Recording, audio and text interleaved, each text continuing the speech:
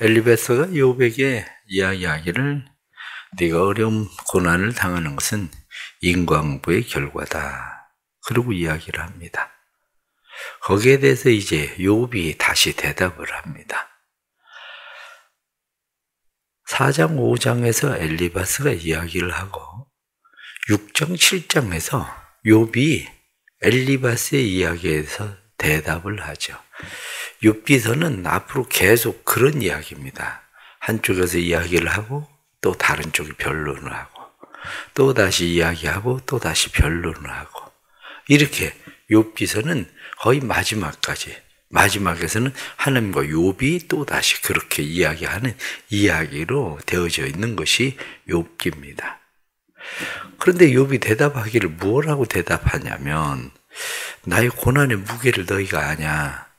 내 고난의 무게가 바다의 모래보다도 무겁다. 하나님의 독 화살이 내 몸에 박혀서 내 온몸에 독이 다 퍼져버렸다. 소나 나귀가 풀이 있으면 먹을 꼴이 있으면 왜 울겠냐? 소나 나귀가 꼴이 없으니까 먹을 게 없으니까 우는 거 당연한 거 아니냐? 나도 내가 고난이 없다면 왜 내가 이런 소리를 하겠냐? 나도 내 고난이 너무 힘들고 어려워서 내가 무엇을 지금 할 수 없으니까 내가 이렇게 원망과 불평 같은 소리를 내가 쏟아내는 거 아니냐? 그러면서 이야기하기를 내가 하나님에게 무엇을 더 바라겠나? 하나님이 내 인생을 그냥 끝장내 주시면 좋겠다. 왜 나를 살려두시는지 모르겠다. 사실 그 이야기를 욥이 지금 하고 있는 겁니다. 왜냐하면 내가 돌이냐, 내가 무쇠냐, 내가 무슨 버틸 힘이 있냐, 내가 버틸 힘이 없는데 하나님이 내가 죽는 것조차도 허용하지 않으니 내가 어떻게 하겠냐. 지금 그렇게 이야기합니다. 그러면서 중요한 이야기를 하고 있는 것이 그렇다 할지라도 너희들은 내 친구 아니냐? 너희들이 내 친구인데 내 곁에 그냥 있어주기만 해도 되는데 너희들이 내 곁에 있어주는 그 자체를 못하고 너희들이 나를 지금 가르치려고 나를 지금 이야기하고 있는데 그게 나한테는 더 괴로움이다. 나를 더 힘들고 더 아프게 하는 일이다. 이렇게 이야기를 합니다. 그렇다면 정말 인과응보 때문에 이 일이 일어난 거라면 내가 뭘 잘못했는지 말해봐라. 내가 무엇을 잘못했는지 그 잘못에 대해서 당신들이 이야기를 해봐라. 지금까지 당신들이 나 겪어봤지만 내가 진짜 그렇게 못 믿을 사람이냐? 엉뚱한 소리 하지 말고 나를 똑바로 보고 나에게 얘기해봐라. 지금 욥이 지금 그런 이야기 하고 있는 거야. 쭉. 오늘 성경 본문에 나타난 말씀이 문학적이라 여러분들이 조금 어렵게 느껴질 수 있지만 이 말씀이 쉬운 성경이나 현대인의 성경이나 메시지나 이런 성경을 보면 성경을 훨씬 더 쉽게 이해할 수가 있어요. 그런 성경을 한번 보십시오. 그 이야기가 지금 이런 이야기예요. 그런 이야기를 하면서 욥이 자기가 힘들고 어려운 이야기를 하고 있는 거죠. 그러면 우리는 먼저 욥이 왜 그렇게 힘들고 어려운가? 당연히 지금 고난을 당했으니까 환난을 당했으니까 아픔을 겪고 있으니까 힘들고 어려울 수밖에 없죠. 이런 일 만나고 힘들지고 어렵지 않은 사람이 어디 있겠습니까? 이런 일을 만나면 누구나 다 힘들고 어렵습니다. 그런데 문제는 그것만 힘들고 어려운 게 아니라는 거죠. 그것만 힘들고 어려운 게 아니라 문제는 도대체 내가 왜 이 고난을 당해야 되는지를 모르겠는 것이 어렵다는 거야. 하나님 왜 나한테 이것을 허용하시는지 하나님의 뜻을 모르겠다. 왜 나한테 이것을 허용하시냐? 이거죠. 또 다른 하나는 7장에서 나오는 말이지만 도대체 끝이 어디냐 이거예요. 어디 끝이 있다고 그러면 거기까지 그냥 가면 되는데 도대체 이 끝이 어딘지도 모르는데 그냥 마냥 가야 되는 이 일이 너무 어려운 거죠. 그것이. 그런데 오늘 본문에 하나 더 하고 있는 것이 뭐냐면 니네가 나를 이해하지 못하니까 내가 그게 어렵다. 그 이야기하고 있는 거야. 너희들이 나를 이해하지 못하니 너희가 내 친구 맞냐? 지금 그 이야기하고 있는 거죠. 우리가 여기 지금 욥이 생각하고 있는 이러한 것을 한 번에 다 풀 수는 없습니다. 한 번에 다 풀 수는 없지만 오늘 성경 본문에 중요하게 이야기하고 있는 말씀들을 보면 14절 말씀을 보면 그렇게 되어 있습니다. 낙심한 자가 비록 전능자를 경외하기를 저버릴지라도 그의 친구로부터 동정을 받느니라. 내가 하나님을 저버린 것처럼 하나님에 대해서 원망하고 불평하고 그렇게 해도 너희들이 내 친구라면 나를 동정해야 되는 거 아니야? 지금 이 이야기를 하고 있는 겁니다. 그렇게. 그런데 또 다시 말하면 22절 말씀에 내가 언제 너희에게 무엇을 달라고 하더냐? 나를 위하여 너희 재물을 선물로 달라고 하더냐? 내가 너희한테 달라고 하는 것도 아무것도 없는데 도대체 나한테 왜 그러는 거냐? 너희들 지금 옳은 말 한다고 얘기하지만 25절 말씀 보면 옳은 말이 어찌 그리 고통스러운고. 너희들이 옳은 말을 하고 있다고 너희 말 틀린 거 아니다. 너희들이 정답을 이야기하고 있다고 정답을 이야기하지만 내가 이야기하긴 생각하기에는 틀린 답은 아니지만 정답은 아니다 그거야. 지난 시간에 말씀을 드린 것처럼 너희들이 답을 한 거 맞다. 그런데 나한테 적용되는 정답은 아니다. 그 이야기를 하고 있는 거죠. 그러면서 원하건대 돌이켜 행악자가 되지 마라. 29절 말씀을 보면 너희는 돌이켜 행악자가 되지 마라. 사랑하는 성도 여러분, 틀린 말을 한 건 아니에요. 그런데 그게 행악자가 된다는 사실을 기억해야 됩니다. 너희가 틀린 말을 하고 있는 건 아닌데 옳은 말을 하는데 나한테는 어찌 이렇게 고통스럽냐? 그 옳은 말이 나를 어떻게 이렇게 아프게 하냐? 지금 그 얘기하고 있는 거죠. 상처난데 너희가 지금 소금 뿌리고 있다. 이 얘기하고 있는 거예요. 그렇습니다. 우리는 살아가면서 의외로 이런 일들이 많아요. 이런 일들이. 욥의 이야기를 쭉 보면 욥이 자기 친구들에게 무엇라고 이야기하냐면 너희들이 내 친구 맞냐? 너희들이 내 친구 같은데 내가 보기에는 바짝 마른 광야의 골짜기 같다.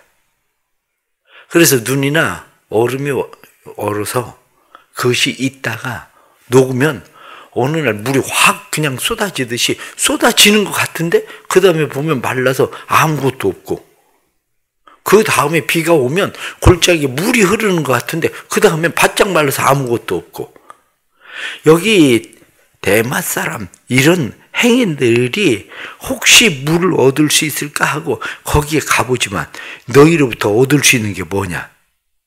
얻을 수 있는 것이 골짜기로부터 얻을 수 있는 것이 아무것도 없는 것처럼 내가 너희들로부터 얻을 수 있는 게 없다. 이렇게 얘기하는 거야. 그렇습니다. 이러한 일들을 우리가 보면서 우리가 생각해야 되는 것은 정말 조심하지 않으면 내가 옳은 소리를 하고 틀린 건 아니지만 오히려 그게 행악자가 되는 수도 있겠구나. 그 생각을 해야 됩니다. 틀린 말을 한 건 아니지만 오히려 행악자, 악을 행하는 자가 상처난데 소금 뿌리면 악한 짓 아닙니까? 그러니까 행악자가 될 수도 있겠구나. 그 생각을 해야 되는 거죠. 사람들이 지난번에도 말씀을 드렸지만 얼음판에서 넘어지면 아픔보다도 더 의식되는 것이 사람들의 시선입니다. 내가 아픈 거 그거보다도 사람들의 시선이 더 의식돼요. 그래 벌떡 일어나고 아무렇지도 않은 채 그냥 막 걸어갑니다. 집에 가서는 멀쩡한 줄 알았는데 뼈가 부러지고 며칠 동안 끙끙 앓고 이런 일들이 일어나게 되죠. 왜 그렇습니까? 얼음판에 넘어져 보세요. 그러면 사람들의 시선이 어떻습니까?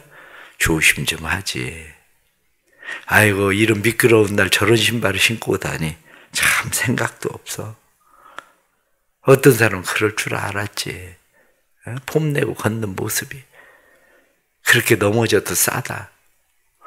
따지고 보면 자기하고 무슨 상관이 있습니까? 넘어진 사람이 자기하고 무슨 상관이 있는데 그런 얘기들을 도대체 하는 겁니까? 그런데 친구가 옆에 있다고 생각을 해봅시다. 친구가 옆에 있을 때 넘어졌어요. 그러면 그 친구가 옆에 와서 이야기합니다. 사람들이 봐, 빨리 일어나. 아니, 많이는 안 다친 것 같아. 그 정도면 괜찮은 것 같아. 빨리 일어나. 그렇게 이야기하면 상황이 어떨 것 같습니까? 그런데 그 친구가 넘어졌을 때에 같이 땅바닥에 주저앉아 있어요. 다른 사람이 도대체 둘이 넘어진 건지 누가 넘어진 건지 분간이 안 가요. 차라리 그게 나은 거지. 우리의 삶에 대해서 성경이 지금 그 이야기를 하고 있는 겁니다. 입장을 바꿔봐라. 욥이 입장 바꿔서 생각해봐라. 내 무게가 얼마나 무거운지 바다의 모래알 무게보다도 모래 무게보다도 더 무거운데 내 온몸에 독이 다 퍼져 있는데 입장 바꿔서 생각을 해봐라. 그렇습니다. 입장 바꿔서 생각하는 일. 욥은 아프니까 그 아픔 때문에 그 아픔의 소리가 저절로 흘러나와요. 욥은. 그런데 지금 친구들은 아프지 않잖아요. 7일 동안 침묵을 지키고 있었잖아요. 그 침묵을 좀 더 지키고 있을 수는 없나? 바로 이 문제란 말이죠. 7일 동안 침묵을 지키고 있던 것처럼 그 아픔의 소리를 내는 게 아니라 그 곁에 이 아픔의 소리를 내고 있는 욥 곁에 머물러 있어 주는 것.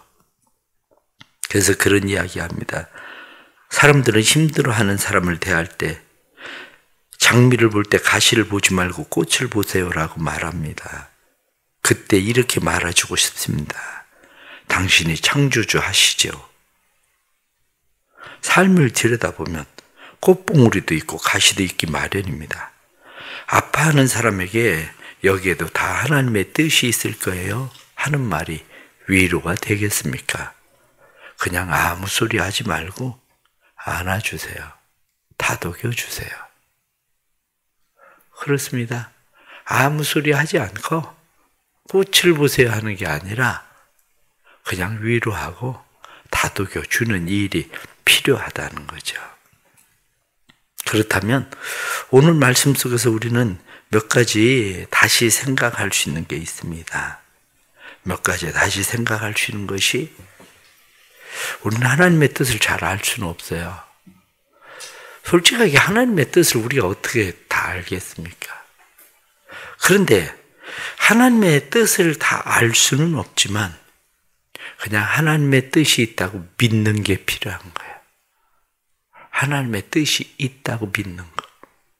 하나님의 뜻이 있다고 믿는다면 그냥 하루하루 그 믿음으로 그냥 사는 거예요. 살아내기 하는 거죠. 그게. 그럼 하루하루 믿음으로 사는 것이 원망하고 불평하지 않고 사는 것이 하루하루 믿음으로 사는 거냐? 그렇지 않다는 사실이에요. 중요한 것은 중심에 무엇이 있느냐는 거예요. 중심에. 하나님에 대해서 원망하십니까? 하나님에 대해서 불평하십니까? 괜찮아요. 하나님에 대해서 원망 좀 하면 어떻습니까? 불평 좀 하면 어떻습니까? 하나님이 계신다고 믿으니까 하나님에 대해서 원망하고 불평하지. 하나님이 계시다고 믿지 않으면 굳이 하나님에게 원망하고 불평할 이유가 어디 있겠습니까? 하나님이 계시다고 믿으니까 하나님에 대해서 원망도 하고 하나님에 대해서 불평도 하는 거예요. 중심에 무엇이 있느냐? 이 생각을 해야 되는 겁니다. 그것은 우리가 삶을 살아갈 때 이렇게 생각하셔야 돼요. 우리의 삶은 직선적인 삶이 아니라 우리의 삶에 중심이 있는 모빌의 삶이라는 거죠. 아이들 머리 위에 모빌이 뱅뱅 돌아갑니다.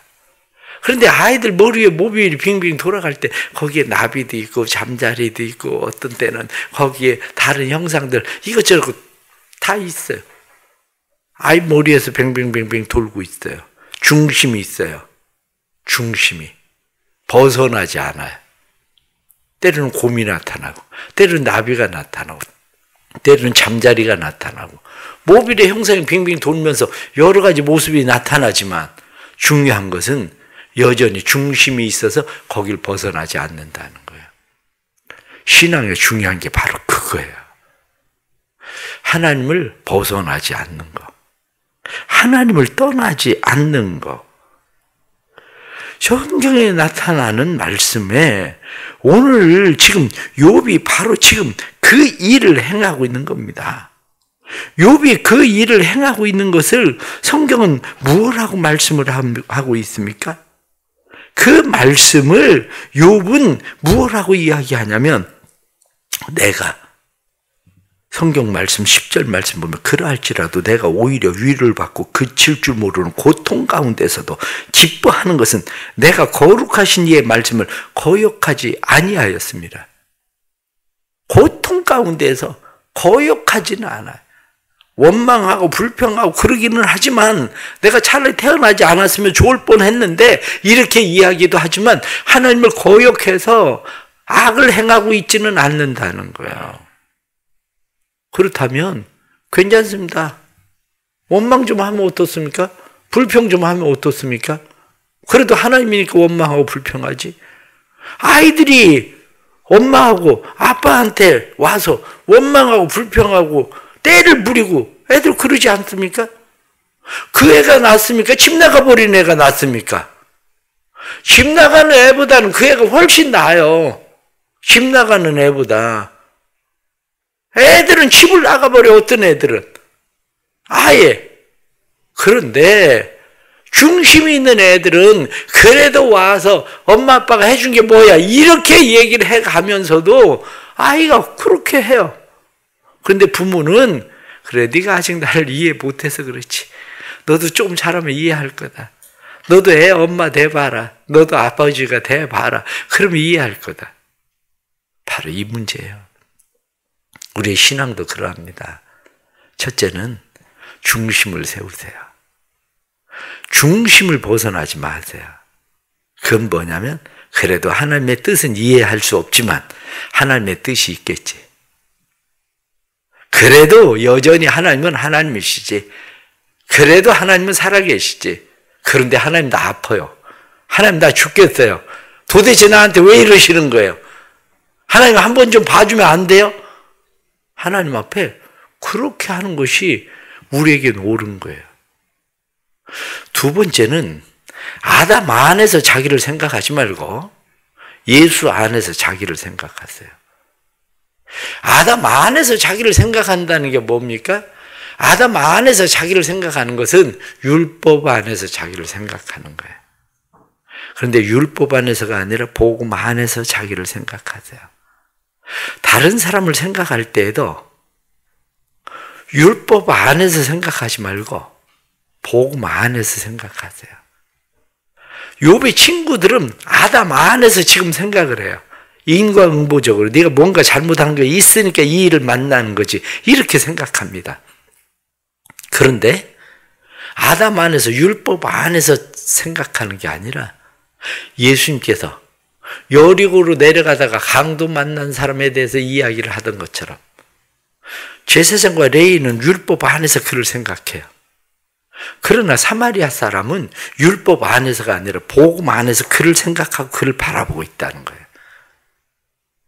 다른 사람을 바라볼 때도 마찬가지지만 나를 바라볼 때에도 율법 안에서가 아니라 아담 안에서가 아니라 예수 안에서 자기를 보고 생각하고 다른 사람을 바라볼 때도 예수 안에서 그를 바라보고 생각하는 것이 필요한 거예요. 그걸 배워야 돼요. 그러면 얼마나 아플까? 얼마나 힘들까? 이 생각을 하게 되는 거지 무슨 죄를 져서 저럴까? 그 생각을 하는 게 아닙니다.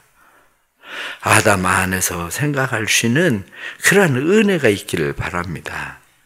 마지막 하나는 힘들고 어려운 고난 가운데서 하나님의 심정 이해하기, 친구들이 나를 이해해 주기를 바라는 것처럼 내가 하나님을 이해하려고 하는 것이 필요해요. 하나님은 지금 어떤 상황입니까? 하나님은 지금 사단과 지금 내기 아닌 내기를 하고 있는 겁니다. 사단은 하나님 잘해 주시니까 그렇죠. 하나님은 아니야. 욥이 잘하니까 내가 그런 거야. 그러니까 사단이 그러면 하나님 내기할까요? 다 뺏어보세요. 그래도 그러는지. 하나님은 내 말이 맞다니까. 그럼 다 뺏어봐. 지금 상황이 그런 거 아닙니까?